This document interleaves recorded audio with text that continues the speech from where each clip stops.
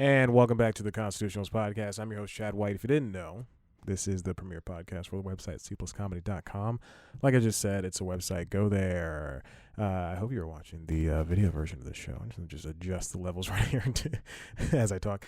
I was dancing, and it was the most enjoyable thing that I've done for this stupid show. Listen, this is the Constitutionals Podcast, C Plus Comedy's website. This is where I post stuff. Well, I give an explanation. 112 episodes in. Last night, I went to. This is a very late episode. Not very late. Not as late as last week's. Last week's came out on Monday. This is a late episode. Last night, I went to a friend. My friend had a little performance. As you know, I have a lot of talented friends. They're all in the music though. They all want to do music. They're rappers, singers. Jesus, I just hit the mic. That's pretty much it. I was invited by one of said friends. He was going to be performing a rap show for I guess V103, and they held it at some place in the tippy top of Sandy Springs. The address says Atlanta, Georgia. It is the tippy top of Sandy Springs, and if you know the Atlanta area, Sandy Springs, it's not Atlanta. It's 30 minutes that way. Wait, that way. I pointed straight up. Well, I meant straight up for north. Anyway, I went, and first of all, I showed up extremely early. He said the show starts at 7. So I said, all right, you know what? I'll be 30 minutes late. I'll leave here. I'll leave work early. I'll do this. I'll go grocery shopping early, do all this stuff. I leave. I get there at 7:30. It's not even doing it. He's not, like, they're not performing yet. I send him a message. I go, what are you performing? He goes, 10:30. And I go, why would you tell me it starts at 7 o'clock? So I decided to go to there's a Dollar Theater that I grew up in the area, so there's a Dollar Theater I went to.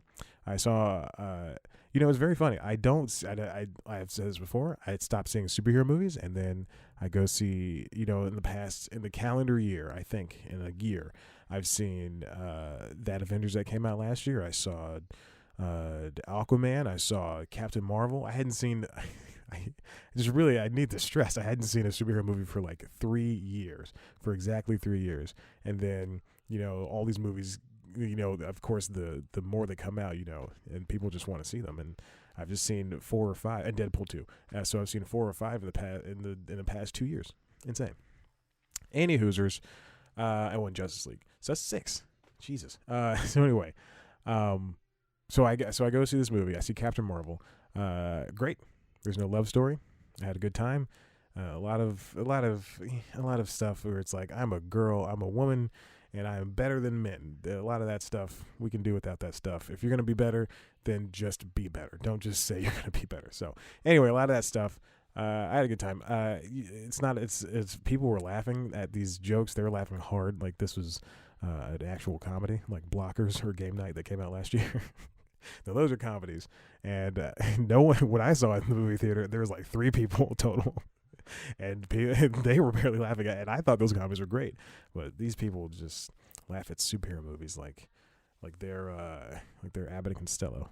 Abbott and Costello. My references are very old.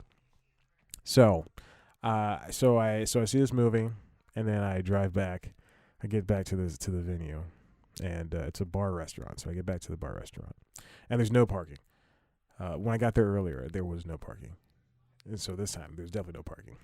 So I get in there, and I see 2 people I know, and then also I see the guy who's going to be rapping. So that was great to see. But 2 people I know were dating each other, so they were on each other all night long, which means I was standing by myself in this crowd of people. I didn't want food or drinks or anything, so I just stood there. They had the basketball game on, Game 4 of the NBA Finals, with Toronto and the Golden State Warriors. So I watched that. I watched what's his name, Francis or Frank. He got hit in the head, and his eye started bleeding. So I watched that. So I remember that part very vividly.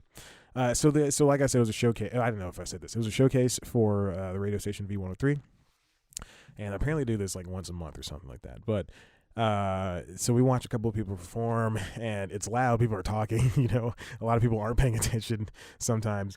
And then eventually gets to my friend, to this guy. And I think I don't, and I don't want to exaggerate, and I don't want to just say just because he's my friend I'm being nice or anything, but we get to him and everybody just kind of focuses on him.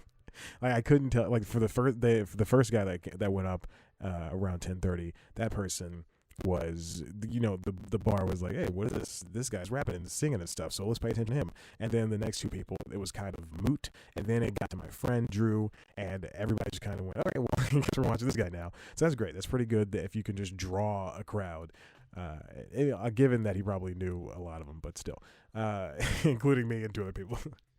and then another person that we knew. He performed. It was great.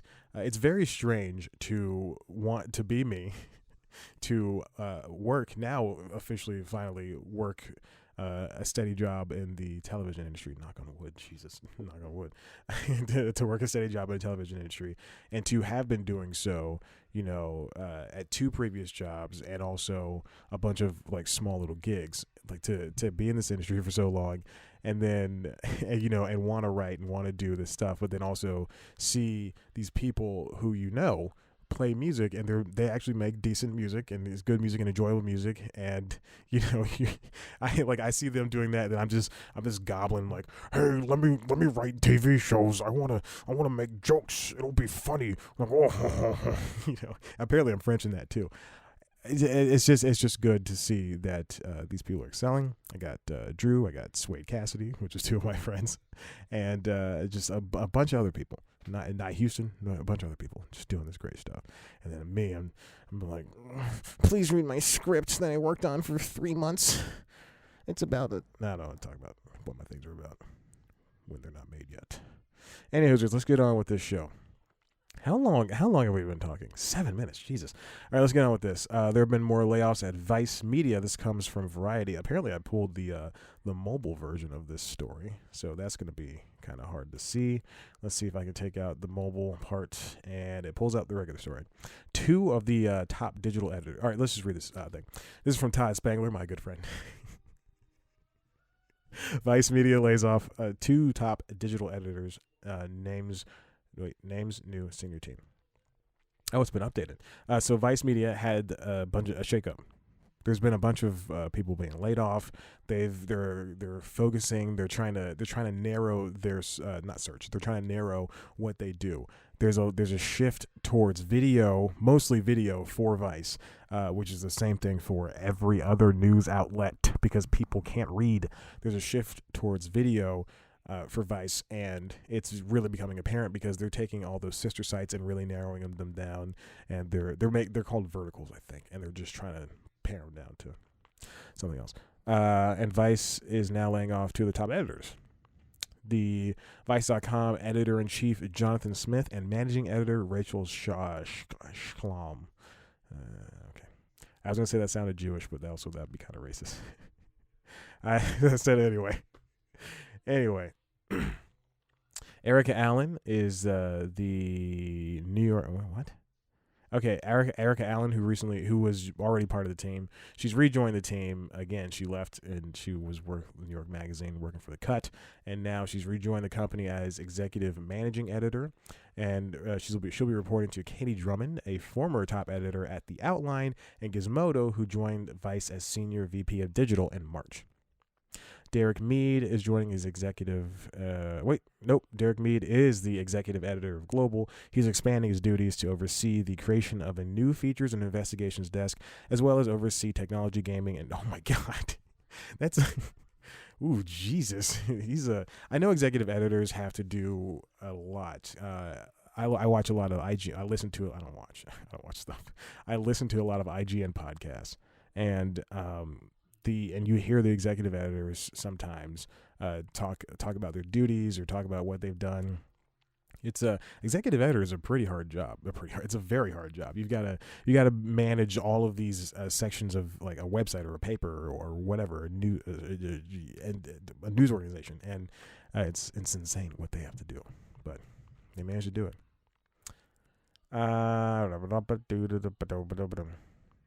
So yeah, just talking about all the verticals that they changed and stuff like that. Vice was devalued again. I don't want to say it was devalued. Yeah, Disney wrote off $510 million of the value. Yeah, it was devalued. Of its effective 21% stake in Vice Media, indicating that Vice is worth much less than $5.7 billion valuation that it had a couple of years ago. That was also helped by Disney. This is just Disney trying to, that devaluation was Disney trying to make up money from when it bought Fox. And also Vice is garbage. All they do is talk about weed and that's pretty much it. You gotta, I really like Vice. But I like their shows, Vice News Tonight. I like Vice on HBO. I like when Dacis and Mero were there. I liked that. But when you start a TV channel, which you don't need because you already have a fledgling YouTube page and a fledgling website, you don't need a TV channel. You just really did not need that. I know you had the chance to buy it. You don't need it. If I have a chance to buy a 4K TV for $2,000 and I have $2,000, but my rent is $1,590, it doesn't make sense for me to go. I want to buy this TV, and then the next paycheck I'll pay for rent. No, it doesn't make sense for me. Just save the money and use it elsewhere. But I mean, Vice really has a lot to offer. But when they only focus on weed, and this is going to sound negative, they only focus on feminism. But you've got to open up everything. IGN, they do. I hate to just talk about IGN, but IGN does. They were a video game website, and then they opened up to entertainment. So they're talking about all of TV. There's reviews for Game of Thrones. There's reviews for Avengers Endgame. But I don't go to the site for reviews of entertainment stuff, but a lot of people do. They get a lot of clicks from that stuff. I just go for video game stuff. You got to be able to expand your horizons while also managing to cater to the original audience.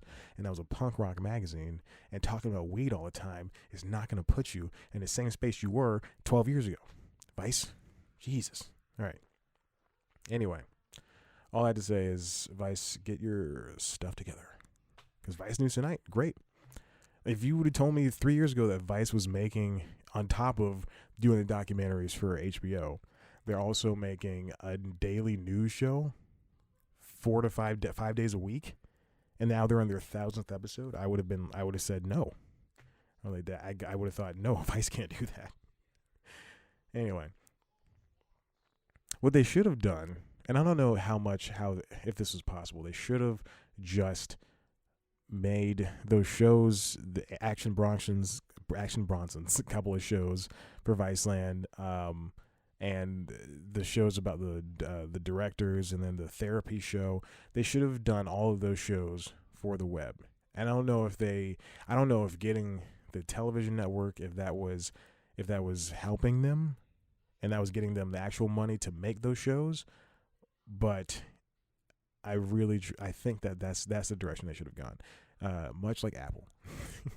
Much like Apple, they should just produce shows in conjunction with everybody else. Imagine having a Vice branded show on FX. Like the New York Times just started the weekly for FX. So that show is in conjunction with FX and Hulu. Obviously, FX is owned by 20th Century Fox, which is now owned by Disney, and Disney now owns Hulu. That's working in tandem. The Vice should have just gone FX and said, because John Landgraf will do anything. Vice should have gone. He really could have gone to FX and said, "Hey, let's do a news show." Then they could have the weekly, which is the New York Times show, and then they could also have their own Vice, like an Action Bronson show or an investigative journalism show from some Tyler the Creator. I don't know, whoever they want. That's the area they should have gone. Speaking of which, the weekly started this past Monday. It's good, or I think it airs on a Sunday. I'm not entirely sure. It's good. I like it. It's an investigative news show where they cover one or two stories, and it seems like they're going to follow. And I think it's weekly, so it's going to be once a week. It's called The Weekly. It's like the daily their other show, the podcast. It's fine. I like it a lot. I will watch it. It's not fine. It's good. I like it a lot. I will watch it every single week. It's on par what you expect from New York Times.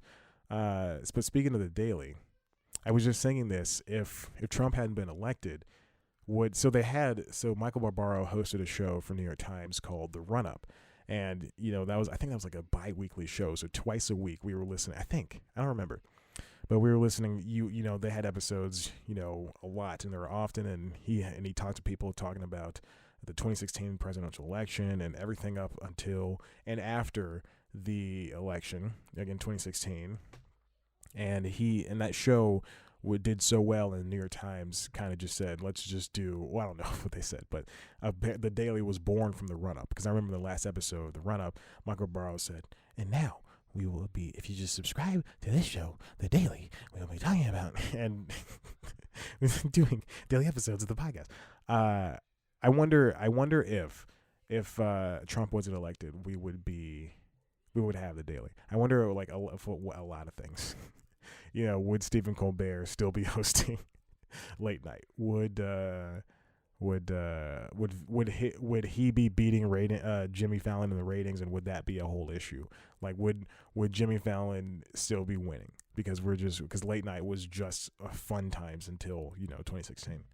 So speaking of which, another thing, I listened to an interview with James Corden. Oh no, I read an interview with James Corden on Vulture, I believe, and he said that they asked him about his contract renewal for the Late Late shows coming back, and he said, because I think he's going into his 5th year, so he kind of passively said that he's kind of done doing the show, which is amazing, which is a cool thing to say for a late night host, because usually a late night host, you're supposed to be in that job for 20 years. Conan's been doing it for 25 or 26 because the show's as old as I am. So he's been doing it for 26 to 25 years.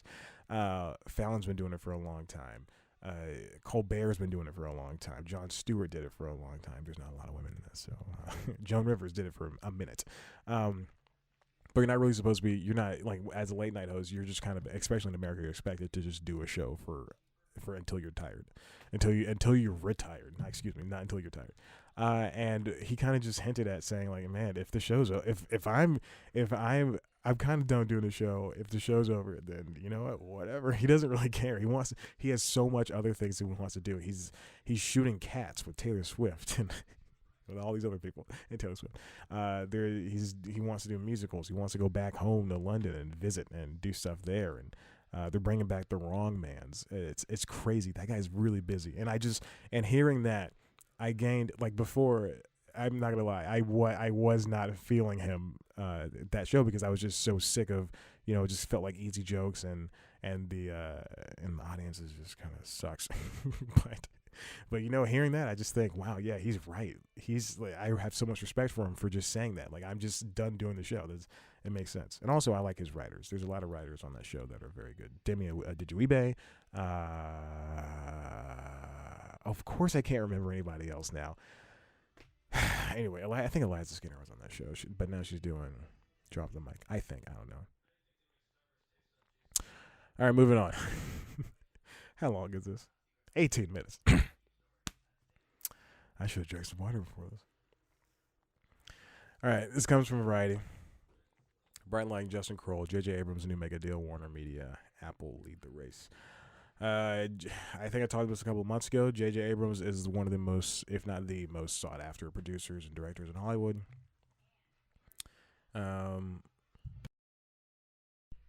Let's see. Turn off the mic for that one. Yeah, they just, he's, a lot of people, he has he has a bunch of deals already in place, but those deals are coming up with Warner Brothers Television, which is now Warner Media. He has a deal with them that's ending from Bad Robot, that's ending this year. Disney, he already has a relationship with, so everybody's just trying to fight with him. They're trying to contend and see, hey, they're saying, hey, we got the best. We can give you the most money and the most artistic freedom. I don't think he should go with Disney. I think that's a bad idea, because seeing what they've done with, and I'm not a fan of Star Wars, but seeing that how they have a specific vision for Star Wars, and that vision does not fit everybody. As you see, Phil Lord and Chris Miller. Yeah, Phil Lord and Chris Miller. I know a guy named Phil Miller. So I went to school with a guy named Phil Miller. I don't know him anymore. But Phil Lord, Chris Miller, they were fired off of, I guess, Solo. And then Ron Howard came and picked up the whatever Disney wanted. So I think he should avoid Disney. Comcast is courting him, which is Universal. Let's see. It says insiders at Disney and Comcast have begun to sense that Abrams will be taking his talents elsewhere. Yeah, despite the fact that both companies offer them theme park opportunities that are unmatched. I don't know. I think he wants to do more things like Cloverfield. I really honestly don't know what to say about him, but I think he wants to do a little bit more ambitious things versus being tied into a reality that exists, which was Star Wars, which is, properties that people own, that other people own. So we'll see what happens with that at the end of the year or sometime in the next couple of months. Disney has a Launchpad thing where if you have a short, then you submit it, and this is a new story. I'm sorry. If you have a short, you submit it, and then you can work with Disney for a couple of months on making this thing. And this is a way to diversify directors. I don't know if this is going to work. We all know how this diversity thing in Hollywood works. There's not much. Swamp Thing was canceled.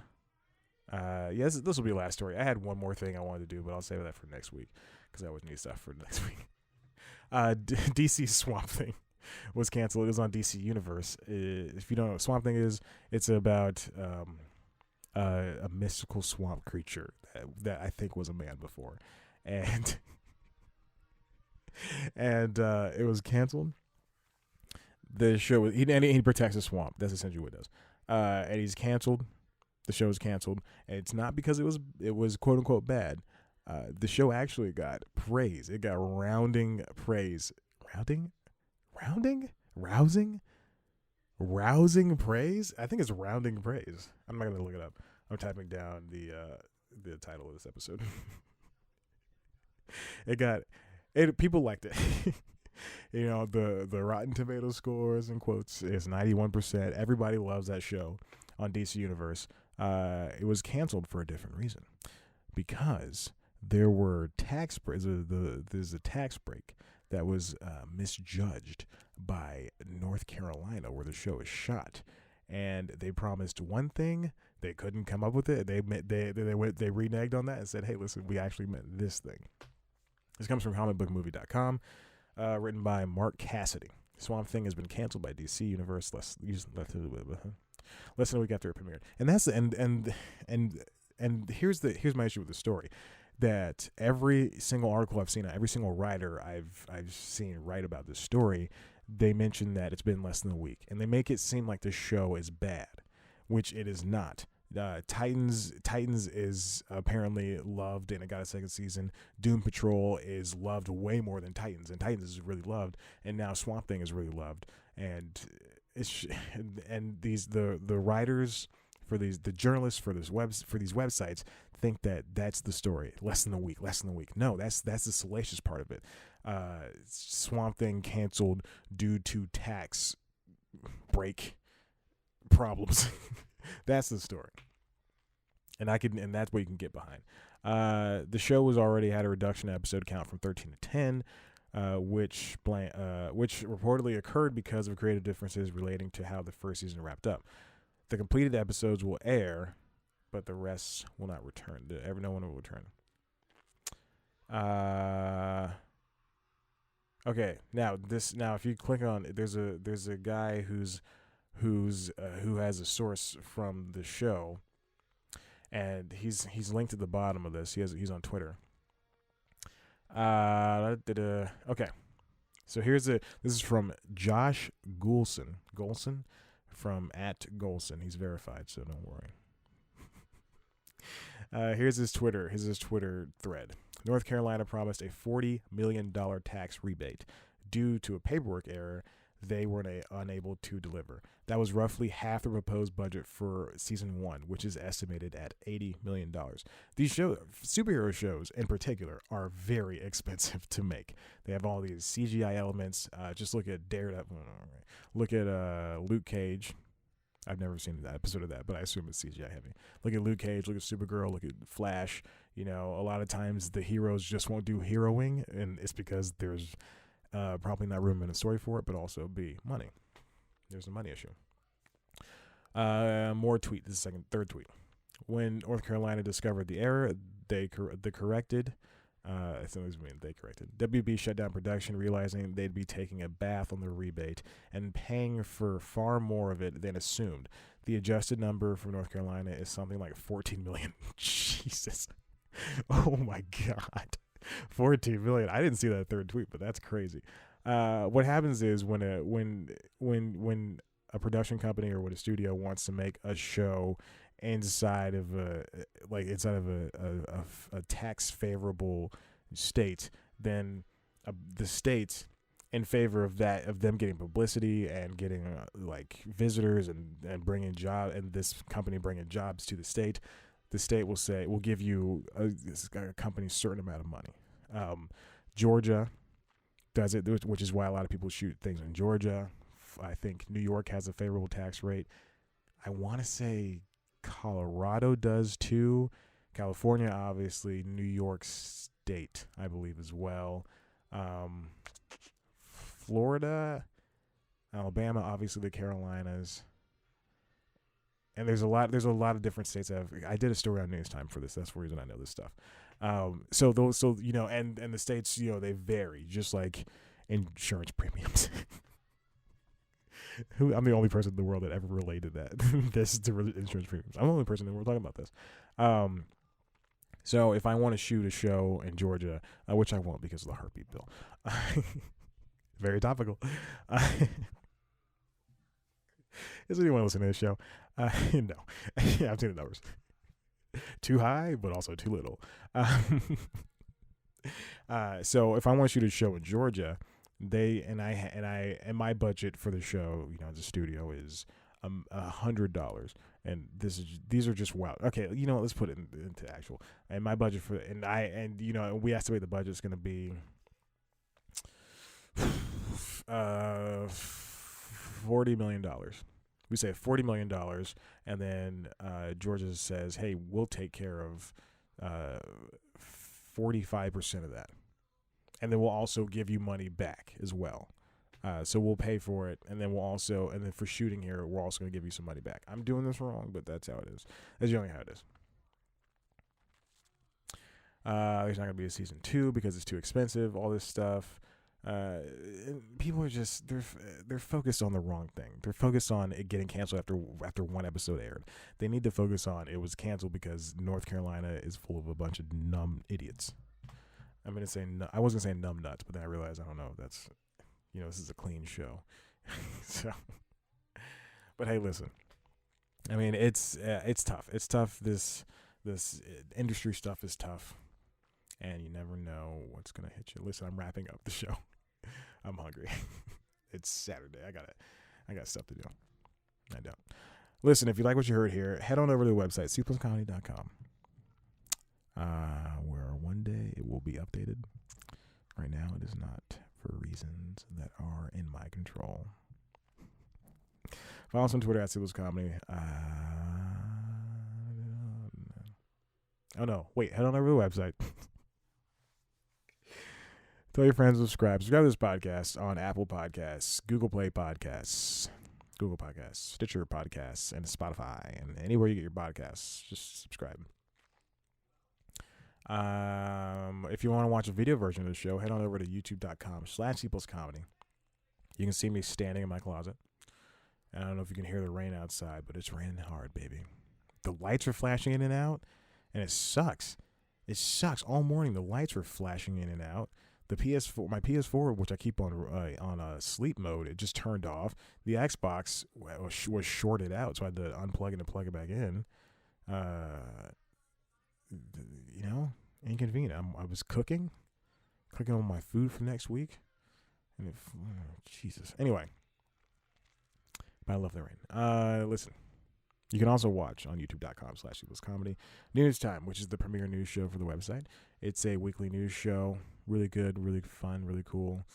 It's like a daily show, except less funny. Just take one topic and we just talk about it. I talk about it. And I do. It's whatever. And like I said, follow us on Twitter. Follow us on Instagram at Sibyl's Comedy. Follow me on Twitter and Instagram at Chad Black White. I don't post. Like us on Facebook. Thank you so much for listening. I love you. Goodbye.